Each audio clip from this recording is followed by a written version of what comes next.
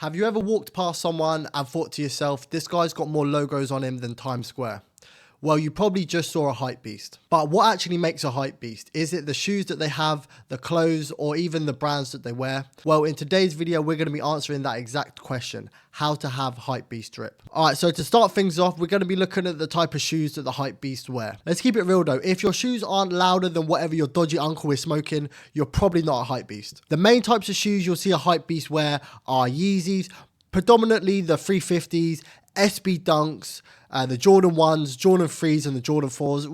We don't really talk about the Jordan 2s like that, you know what I mean? And if you want to go designer, the Balenciaga triple S's. What the f*** are those? But with that being said, that's just a normal hype beast level, yeah. If you want to excel into, the ultimate form of a hype beast, you got to be about your collaborations. I'm talking Off-White, Nike, the louder the better. You got Travis Scott, Jordan 1s, Jordan 4s, you name it. If it's a collaboration, the hype beast will most likely mess with it. I kid you not, if Travis Scott right now announces that he was going to do a collaboration with Nike on a pair of sandals, the hype beast would eat that up quick time. All right, cool. Now let's talk about the brands that the hype beast wear. Hype beasts are brand believers, I swear down. They believe in brands like they're some sort of like religion or something, you know what I mean? I'd probably say their holy trinity is probably Supreme, Bape, and Off-White. These three brands are like the hype beast cornerstone. They have at least one item from these three brands. You've also got other brands that the hype beast wear on a consistent basis. I'm talking about Palace, Stussy, V-Lone,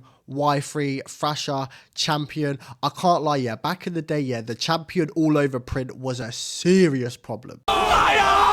Also, another brand that would be very big if it come out around that time, and yes, you guessed it, Section 17. Section 17 is my own clothing brand. If you support, Section 17, you're basically supporting the channel. So yeah, if you are interested in any of the designs, the link is in the description box below. Okay, now that we've been over the brands that they wear, let's have a look at the sort of clothing items that the hype beast wears. Essentials in the hype beast wardrobe, probably at the top of the list is definitely a Supreme box logo. If there is one clothing item that screams I'm a hype beast, it is this item. Man would walk around with this on thinking that they've got the Superman S logo on their chest or something. Next up, we have the Off-White hoodie with like the X on the back. Man would take the most corniest Instagram photos with these outfits on. I'm talking back turned away from the camera so they can show off the Off-White logo on the back.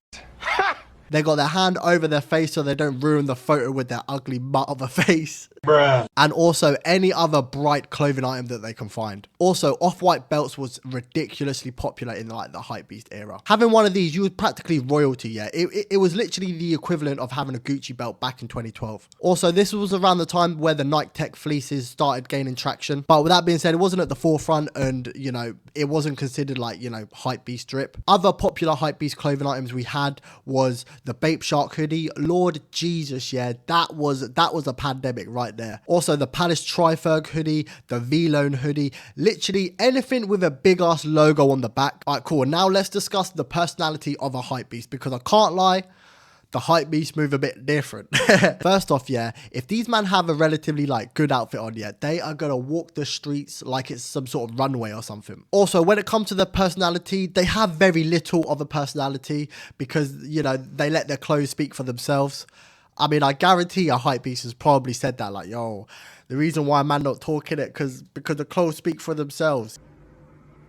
Boy, if you don't get... And also, their room probably looks like a 5-year-old's colouring book filled with Supreme accessories and bear bricks. And these man will probably have their most liked Instagram photo as their lock screen. I'm not even joking on that one. They probably do. And when it comes to anything about like streetwear fashion, they know it down to the core, yeah. They know every sneaker release that's up and coming, how much it retailed for, how much it's going to resell for, how many pairs are going to be released. They have all this information about, sneakers and streetwear and stuff, but they can't hold a conversation in any other regard to save their life. Hype beasts are a little bit shy, but only in person, isn't it? Yeah. But when it comes to social media, they are all over that. Yeah. I'm talking posts, stories, you name it. Yeah. The hype beasts have got it covered. Yeah. Come to think about it. Yeah. They're sort of like an Instagram baddie. You know what I mean? But instead of showing off their bodies, they're just showing off their outfits. You know what I mean? This video is part of a playlist. If you do like this video, you are going to like the other videos in the playlist. So make sure you check them out. And without further ado, in a bit.